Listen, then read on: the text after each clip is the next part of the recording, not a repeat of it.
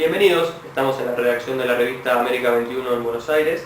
Ya está en la calle la edición de noviembre, que lleva como título de tapa "Perdió Washington", en referencia a lo que fueron los procesos electorales de Bolivia, de Brasil y de Uruguay. En estos tres casos, tanto en Brasil y en Bolivia, donde fueron electos los presidentes, y en Uruguay, donde Tabaré Vázquez marcha con amplia ventaja para la segunda vuelta, las oposiciones de derecha alineadas con Estados Unidos fueron derrotadas. Sin embargo, lejos del triunfalismo, en esta edición de la revista América 21 analizamos en profundidad cada una de estas elecciones y junto al habitual análisis de la noticia de Luis Bilbao quedan planteadas una serie de interrogantes y de temas. Entre ellos, ¿qué etapa se abre ahora en América Latina con los distintos triunfos electorales de octubre? Pero a su vez, ¿qué debilidades tienen estos distintos procesos políticos? ¿Qué estrategias tienen o si carecen de estrategias para afrontar lo que es la actual coyuntura marcada por la crisis capitalista internacional? En ese marco también, ¿qué papel les cabe a las fuerzas revolucionarias y entre ellas especialmente a Venezuela, teniendo en cuenta el importante rol que cumple el Partido Socialista Unido de Venezuela? Sobre estos temas vamos a conversar esta tarde con Luis Bilbao, director de la revista América 21, y con Inés Salles, periodista de la revista. El proceso que vivimos en América Latina en los últimos 15 años tiene dos grandes expresiones. En común tienen todos el hecho de que se asumió la necesidad imperativa de acabar con los bolsones escandalosos de miseria, de pobreza y de marginación, y que para eso era necesario ponerle un límite a la política imperialista, tanto estadounidense como europea. En común, todos los países tienen esto. Pero dentro de esa plataforma común hay una gran división. Una gran división que eventualmente tiene efectos en todos los aspectos de la vida política. Me refiero al hecho de que esa gran estrategia de acabar con la pobreza extrema, con la marginalidad, con la superexplotación, con el saqueo de nuestros pueblos, se lo puede encarar desde la perspectiva de reformar o mejorar el capitalismo, o de abolir el capitalismo e instaurar un nuevo sistema de producción, de distribución, de organización de la sociedad. Y esta gran división esencial se manifiesta en todos los aspectos de la política. Entonces, en común, vuelvo al punto, tenemos el hecho de que en toda América Latina ha habido mejorías en relación con la condición de vida de las grandes masas. Ahora, la perspectiva de que esa mejoría se consolide y acabe con lo que hace que haya en la sociedad pobreza, marginación, explotación, saqueo, tiene que ver con una concepción, una estrategia, un programa y, por último, una organización para llevar eso adelante. Y lo que está claro es que en aquellos países donde no ha habido una respuesta anticapitalista para conseguir estos objetivos, las masas acompañan, pero tienen reticencias, tienen confusiones y por momentos toman otro camino. Y esto lo sabe muy bien el imperialismo, lo maneja muy bien, lo articula de una manera perfecta, diría yo, y plantea el problema de que las fuerzas progresistas se han dado en llamar, a mí la palabra me resulta sumamente insuficiente, pero esas fuerzas no tienen la capacidad de convencer a las masas de que esa política que ellos proponen las va a sacar de su situación de sumisión, de marginación. Entonces, sabedor el imperialismo de esta dificultad, intervino sobre ella, trabajó sobre ella de la manera más brutal, campañas de prensa como probablemente no vimos nunca, manipulación de hechos tales como el Campeonato Mundial de Fútbol,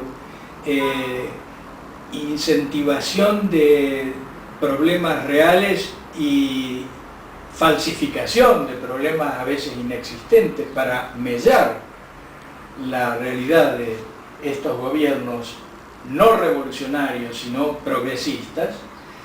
Y entonces hubo un momento en el cual pudo pensarse que países de la envergadura de Brasil iban a perder la elección frente a una propuesta abierta, clara, explícitamente socialdemócrata.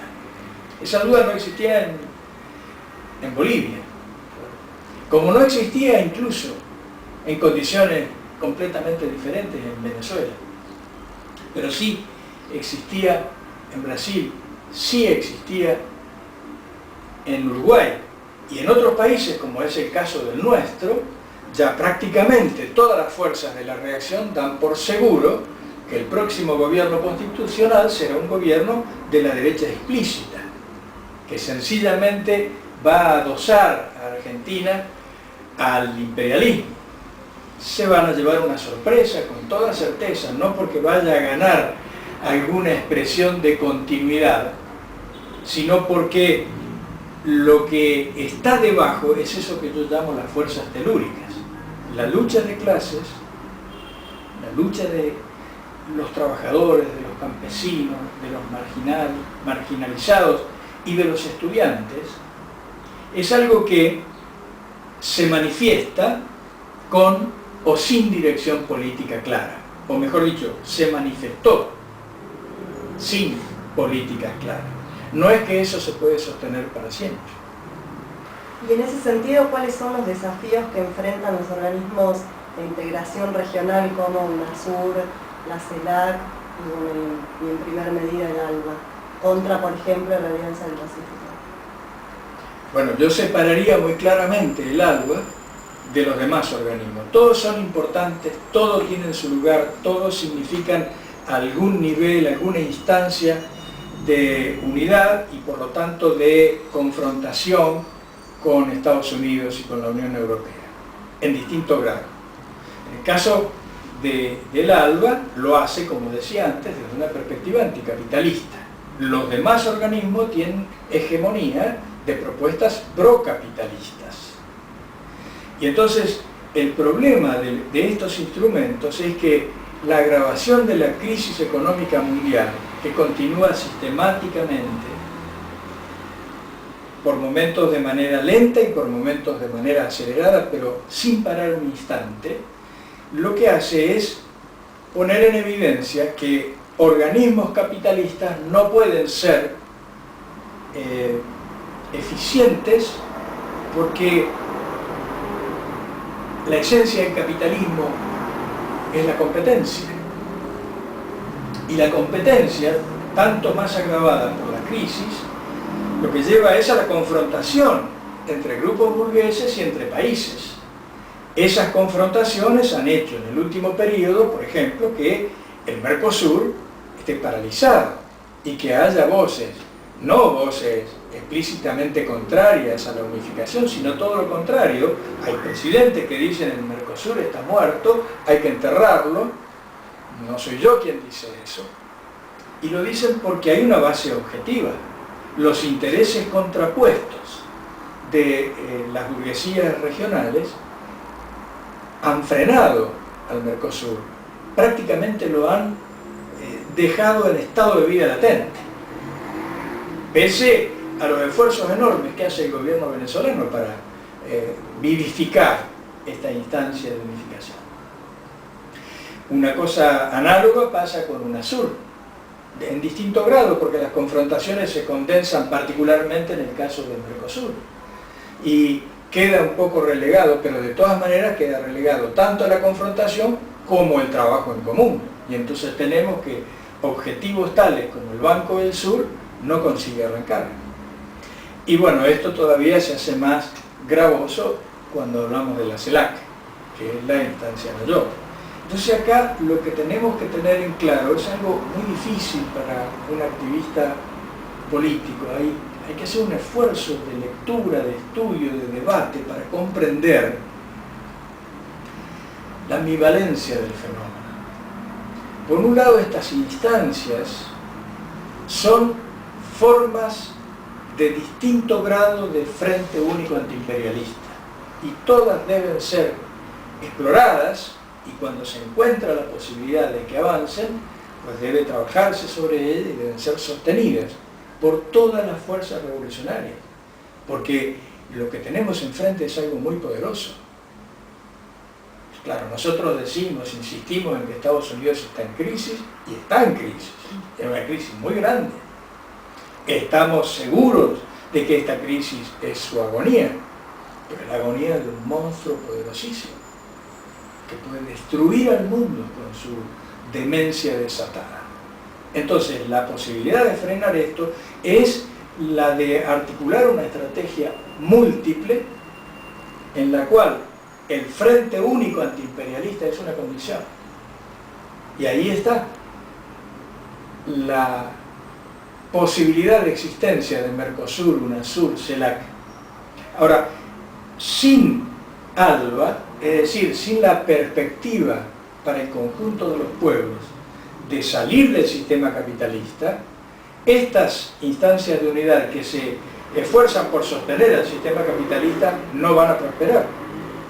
Pero acá volvemos al punto de partida y tenemos que hacer una tajante diferenciación, que ya no es entre gobiernos de un signo y gobiernos de otro signo, es entre los pueblos de América Latina.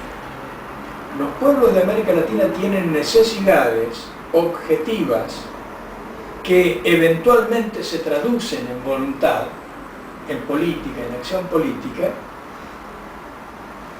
que son independientes de los gobiernos que en determinado momento están al mando.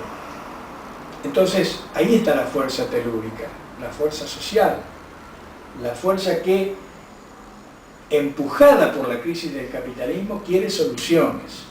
Ahora, está muy claro y lo vemos en todos lados. Si la solución no viene por el lado del socialismo,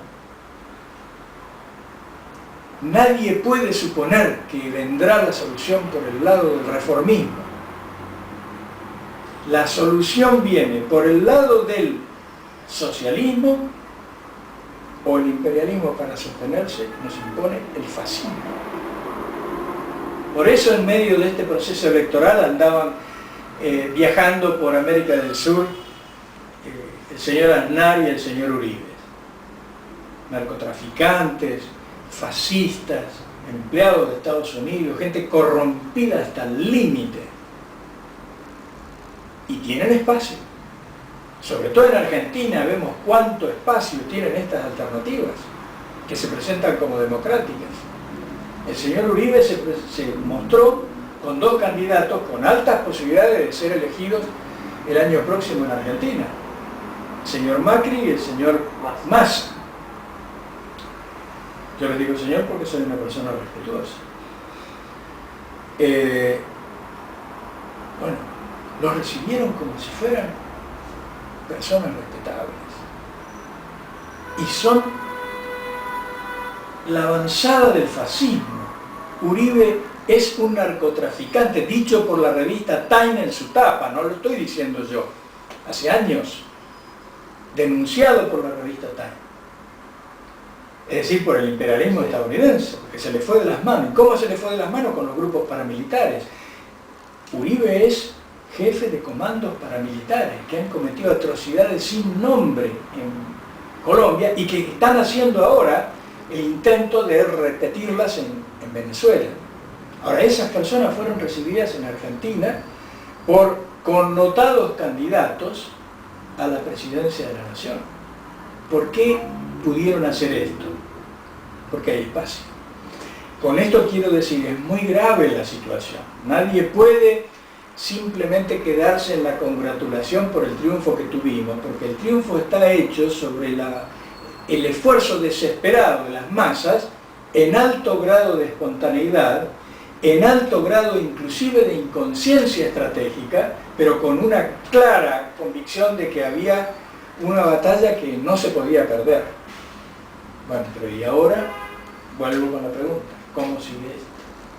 Sí, pensando en estos temas que planteas, Luis, y en esta quizás ausencia que se ve de una estrategia revolucionaria común a esta gran cantidad de países que conforman la UNASUR, por ejemplo, pienso que hoy por hoy quizás el único partido revolucionario regional es el Partido Socialista Unido de Venezuela, el PSUV, y pensando en Venezuela también, quizás como la avanzada o la vanguardia en este proceso antiimperialista y anticapitalista, ¿qué papel crees que le cabe al PSUV en esta coyuntura y qué puede hacer el PSUV para, ante cierta ausencia de fuerzas revolucionarias, no de fuerzas, sino de partidos revolucionarios en el continente, para poder llevar una estrategia revolucionaria a otros países donde los gobiernos, incluso en los países de mayor población de América del Sur,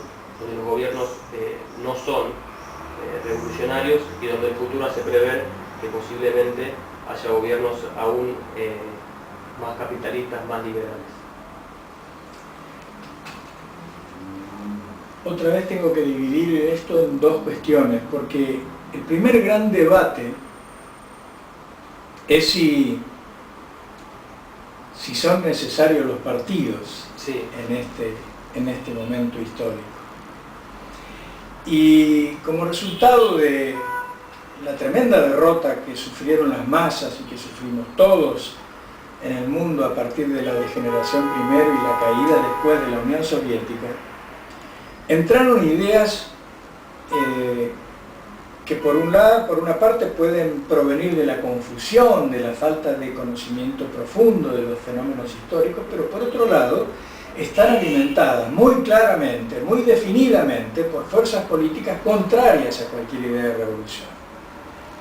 Y la primera idea de este conjunto de nociones falsas que han inficcionado al activo militante de nuestros pueblos es que el partido no es necesario o incluso que es negativo para cualquier perspectiva revolucionaria. Por eso, cuando recordamos la innumerable cantidad de grandes aportes del comandante Hugo Chávez a la revolución latinoamericana y mundial, yo insisto en que debemos poner en el centro de esos aportes su lucidez y su determinación para construir un partido de masas, antiimperialista y anticapitalista. Los tres conceptos. De masas. Es decir, no un partido ideológico, no un partido de los comunistas, de los marxistas. Yo reivindico el marxismo. Me proclamo comunista que jamás estuvo en ningún partido comunista y por eso sigo siendo comunista. Pero no quiero construir un partido únicamente de los comunistas porque no estamos en condiciones de enfrentar al enemigo de los pueblos si no unimos a los pueblos. Y los pueblos no pueden tener unidad ideológica como punto de partida. Entonces la unidad tiene que ser programática, antiimperialista y anticapitalista, pero allí tiene que entrar todo el arco de fuerzas que está en nuestro pueblo, con sus religiones, con sus costumbres, con sus tradiciones.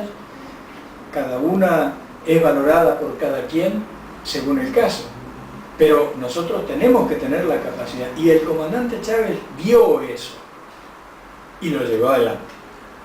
Mientras que en otros países, incluso con un punto de partida mucho más avanzado que el de Venezuela en ese momento, como es el caso de Brasil, que 20 años antes había fundado un partido de masa obrero con base principalmente proletaria, explícitamente socialista, con un programa y con una estrategia inequívoca de abolición del capitalismo, fue degradando hasta convertirse en lo contrario, en un partido cuya propuesta principal consiste en defender el capitalismo. Un capitalismo, claro, humano, un capitalismo con intervención del Estado, un capitalismo con rostro humano, pero no. Abandonó su proyecto inicial. En cambio el PSUV no. el PSV afirmó una perspectiva anticapitalista, y con la muerte de Hugo Chávez, muy lejos de comenzar a deformar esa posición, la perfeccionó, la agudizó y la aceleró. Ahora, lo puede hacer en Venezuela. No se puede hacer eso en otro país si las vanguardias y las masas de esos países no están de acuerdo con eso. Entonces, hay distinta gradación también aquí en la respuesta. Hay países con un extraordinario desarrollo social y político, como es el caso en primer lugar de Bolivia, como es también el caso de Ecuador, para hablar de América del Sur, ¿verdad? Sí. Fenómenos completamente diferentes, muchísimo más avanzados en otros sentidos, son Cuba y Nicaragua. Pero esto ya lo sabemos todos, entonces vamos a hablar de lo que está candente en nuestra región inmediata. Y, sin embargo, en países como en Bolivia y en Ecuador, está desdibujada y en muchos casos enfrentada la noción de partido. Entonces, para mí la primera gran tarea que hay por delante es sostener ante, sobre todo el activo militante de nuestros pueblos, la necesidad de un partido. Porque sin partido, es decir, sin organización capaz de actuar de consumo, con todos los derechos de debate democrático cuando se está en debate, en los periodos precongresales, ante algún caso muy particular, pero con la capacidad de actuar como un ejército, quiero subrayar esa palabra, como un ejército frente a la agresión imperialista. Porque de lo contrario nos vencen. Y nos vencen por distintas vías, dependiendo del grado de desarrollo de la lucha revolucionaria en cada país. Si hace falta, son capaces de utilizar la violencia extrema. Si no es imprescindible, nos ganan con los diarios, con la televisión, con los políticos a sueldo, con los periodistas amanuenses. Bueno, pero entonces la primera gran cuestión es comprender la importancia del concepto de partido. Y esto, bueno, tenemos el baluarte en Venezuela, pero no le podemos pedir a Venezuela que lo haga, lo tenemos que hacer nosotros junto con Venezuela. Sí le podemos pedir a Venezuela y se lo pedimos, pero no hace falta pedírselo porque ellos están lanzados en ese objetivo, que es la aceleración de procesos de comprensión y de organización de partidos, de fuerzas políticas organizadas en cada país a través de una internacional. Eso se lo propone Venezuela, pero no se puede hacer eso si en cada país no están las fuerzas suficientes. Y por último, vos decías que el imperialismo o recurre a los medios del capital con sus periodistas estrellas en los países que no son revolucionarios, pero en los países revolucionarios, como en el caso de Venezuela, utiliza la violencia extrema, como fue el asesinato de Robert Serra y su compañera hace poco, y el de Eliezer Otaiza anteriormente. Y ahora, ¿cómo está operando la derecha? ¿Cómo sigue operando la derecha en Venezuela? Bueno, en el caso de Venezuela voy a hacer un paréntesis para eso, porque acaba de aparecer un grupo armado clandestino contrarrevolucionario en estas horas, comandado por un militar retirado, un militar de la vieja época. Ya dijeron formalmente: vamos a la lucha armada. Hasta ahora no lo habían dicho, lo habían hecho parcialmente, pero no lo habían dicho, no lo habían estructurado como una estrategia. Ahora ya lo formulan. Entonces está muy claro que esa es la perspectiva que ellos tienen. Está muy claro a partir de la multiplicación de las actividades que pretendían ser insurgentes, insurreccionales en Venezuela, desde Colombia, desde los paramilitares, desde Uribe, el señor que es recibido acá por dirigentes políticos como si fuera un demócrata, que es alguien que está tratando de llevar a Venezuela a la guerra civil. por mandato del imperialismo. Ahora, cuando se produce esta reacción espontánea, telúrica de las masas latinoamericanas y Estados Unidos sufren una nueva derrota, naturalmente se abre una situación en la cual, por un periodo que va a ser necesariamente breve, estamos en ventaja. Y ellos están en desventaja y tienen que lanzar grupos guerrilleros de ultraderecha para atacar a la revolución bolivariana en el caso de Venezuela, pero va a aparecer, esto se va a multiplicar con la gradación necesaria en cada uno de nuestros países. Hay fuerzas de derecha articuladas, armadas, inervadas además por el narcotráfico. Estados Unidos y la reacción contrarrevolucionaria utiliza el narcotráfico como una fuerza contrarrevolucionaria, tanto para reunir dinero como para armar grupos armados con las mejores, más modernas y sofisticadas armas para atacar a quien tenga que atacar según sea el caso del país. Esta es la magnitud del problema que tenemos delante. No hay posibilidad de confundirse. Yo no digo que en cada país no haya que hacer los esfuerzos necesarios para, por ejemplo, armar una fuerza político-electoral y conseguir un concejal, un diputado. Pero por favor, hay que entender el momento que vive el mundo. Hay que abandonar la idea pueril de que el capitalismo mundial ha salido de su crisis estallada en 2008.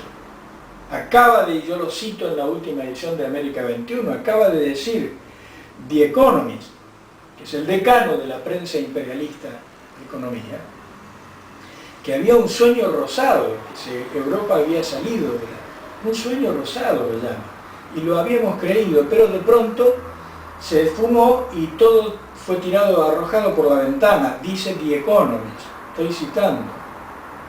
Bueno, pero lo que no dicen, y además dicen lo contrario, mintiendo pero descaradamente, las fuerzas que forman opinión en el mundo, es que Estados Unidos está peor que Europa. Estados Unidos está peor que Europa y además ha abandonado, ha habido un cambio muy importante en estos últimos días que consiste en abandonar la política que ellos llamaron de quantitative easing, que significa imprimir dinero, facilitar el funcionamiento económico a través de la oferta de dinero, dinero sin sustento, pero era en tal magnitud se hizo la producción de dinero sin sustento que después de 5 años de aplicarla de manera descontrolada, le han puesto freno para que no se los devore. Ahora, eso significa que comienzan a alimentar la recesión también en Estados Unidos. ¿Cómo va a impactar la recesión en Estados Unidos, la recesión en Europa, la recesión en Japón, la caída de la economía en China, la caída de la economía en todos los países del BRICS? ¿Cómo va a impactar en el resto de las economías?